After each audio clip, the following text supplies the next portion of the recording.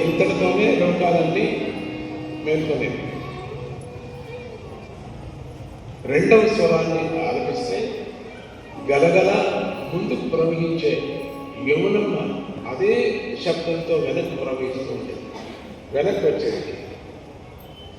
మామూలుగా కింది నుంచి నీళ్ళు కదా, పై నుంచి నీళ్ళు కింద పడతాయి. ఆ వేణు రే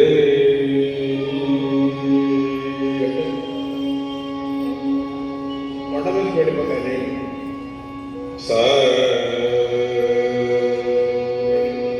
కింద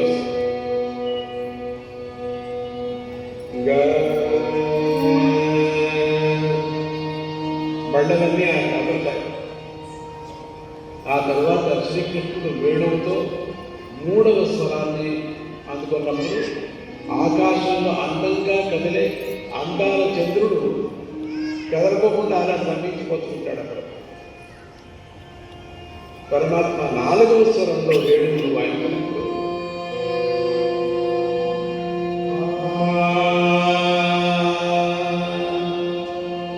గోకులంలో ఎక్కడెక్కడో తిరుగుతూ ఆవులన్నీ కూడా పరిగెత్తుకుంటూ కృష్ణుడి వద్దకు వచ్చి కూర్చొని శ్రద్ధగా తరలిస్తూ ఉండే.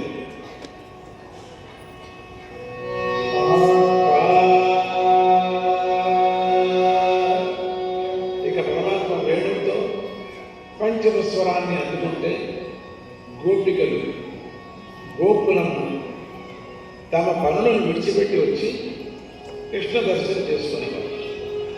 గోపికల భక్తి అసామాన్యమైనటువంటిది. అసలు వివరించడానికే సాధ్యం. ఆడపిల్లలు కాదు గోపికలు, అందరూ గోసాయులు, మహాత్ములు. ఆ శరీరాన్ని ధరించారు. ఈ అవతారం స్వామిని ముట్టుకోవాలా అని తెలుసుతో వాళ్ళు ప్రార్థన చేశారు రామావతారంలో. అందుకని ఈ అవతారంలో వీళ్ళందరూ వచ్చారు. కొన్ని వేల మంది, లక్షల మంది వచ్చారు. వాళ్ళందరూ శ్రీలుగా వచ్చారు. వచ్చి స్వామిని ముట్టుకున్నారు. తర్వాత కృష్ణుడు ఎప్పుడైనా ఆరవ స్వరంలో వేణువులు వాయిస్తే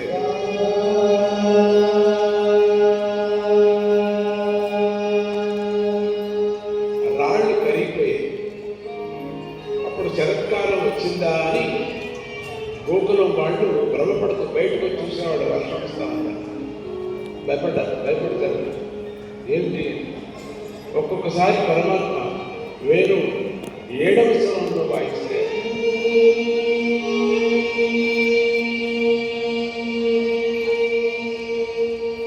అన్ని ఋతువులు ఒక్కసారి గోకులంలో కనిపించాయి.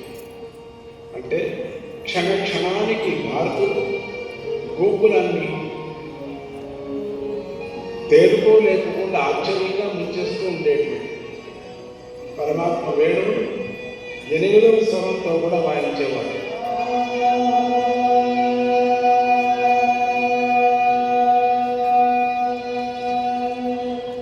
రాధారాణిని పెరగటం కోసమే వాయించేవాడు. ఆ ఎనిమిదవ స్వరం వినబడగానే రాధాదేవి ఏ లోకంలో ఉన్నప్పటికీ కూడా నా ప్రభు, రాధ అంటే భక్తి ఒక ఆకారం. రాధ అనేటువంటి కథ కాదు, అక్కడ కథగా చూపించారు, ఉండలేదు. అది విమర్శ. తర్వాత భక్తి అనేటువంటిది రాధ.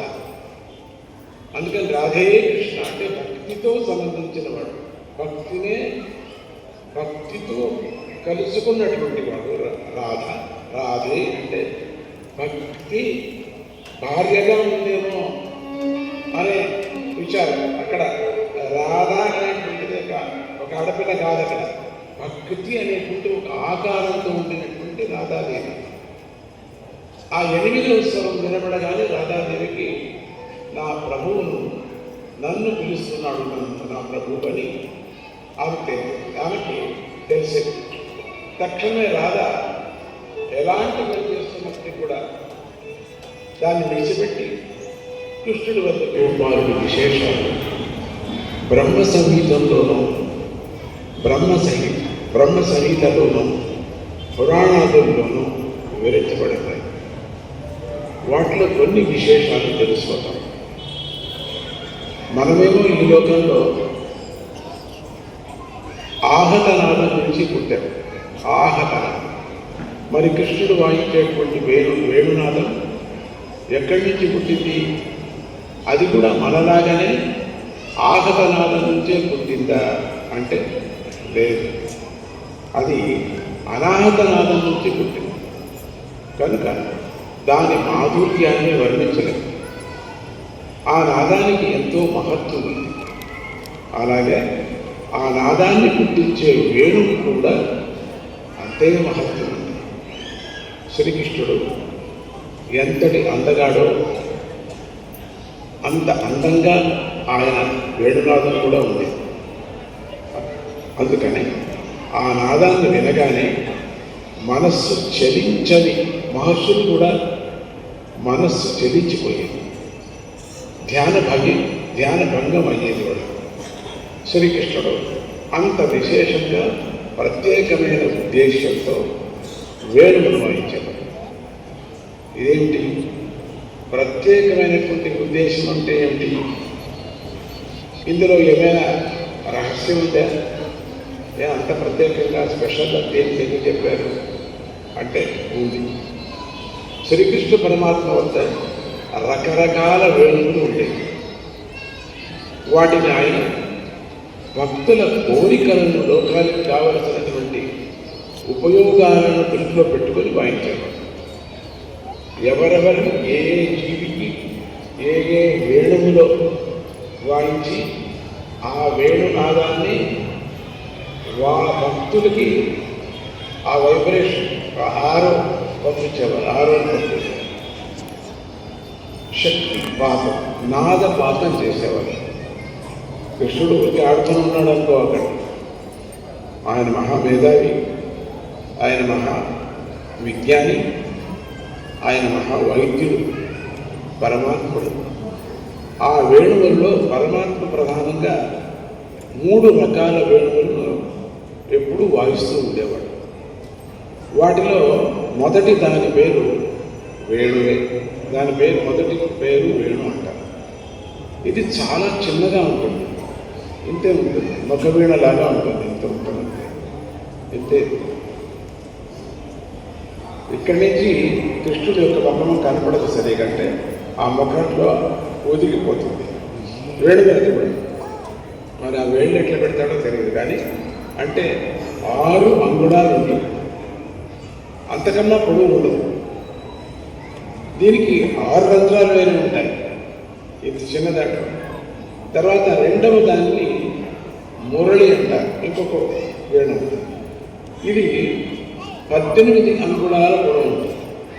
దానికన్నా కొంచెం పెద్దదైన తర్వాత ఇంకోటి వస్తుంది కదా. దీనికి చివరిలో ఒక రంధ్రమే ఉంటుంది, దానిపై 4 రంధ్రాలు ఉంటాయి. ఒక రంధ్రము మరి 4 రంధ్రాలు ఉంటాయి. ఈ వేణువును పరమాత్మ వాయించేవాడంటే అంతే సంగతి. ప్రపంచంలో వాళ్ళంతా మంత్రముగ్ధులైపోయి ఇది వేణుగీతలో జరిగింది. దీని ప్రభావంతోనే కదలినవిగా అయిపోయాయి, కదలేవిలాగా అయిపోయాయి. అట్లా ఉండేది. బండ కూడా నడిచేది అన్నారు, నడిచేది బండ అయిపోయేది అన్నారు. అంటే స్థావరాలు జంగమాలు అయ్యాయి, జంగమాలు స్థావరాలు అయ్యాయి. ఇక 3వ దాన్ని వంశీ అంటారు. ఇది 15 అంగుళాల పొడవు ఉంటుంది. దీనికి 9 రంధ్రాలు ఉంటాయి. లోకానికి ఎప్పుడు ఏవి కావలసి వస్తే అప్పుడు ఈ 3లో తగిన దాన్ని ఎన్నుకొని శ్రీకృష్ణ పరమాత్మ మధురంగా వాయించారు. దాన్ని మధ్యాహ్నం, పొద్దున, అర్ధరాత్రి, రాత్రి ఇట్లా ఎండ ఉన్నప్పుడు, ఎండ లేనప్పుడు ఇట్లా అని మనం అట్లా బయట పెట్టుకున్నాం ఉండేటట్టు. అది నెక్స్ట్ సబ్జెక్ట్ తర్వాత చెప్తాను. అట్లా ఉండేవి వేణు.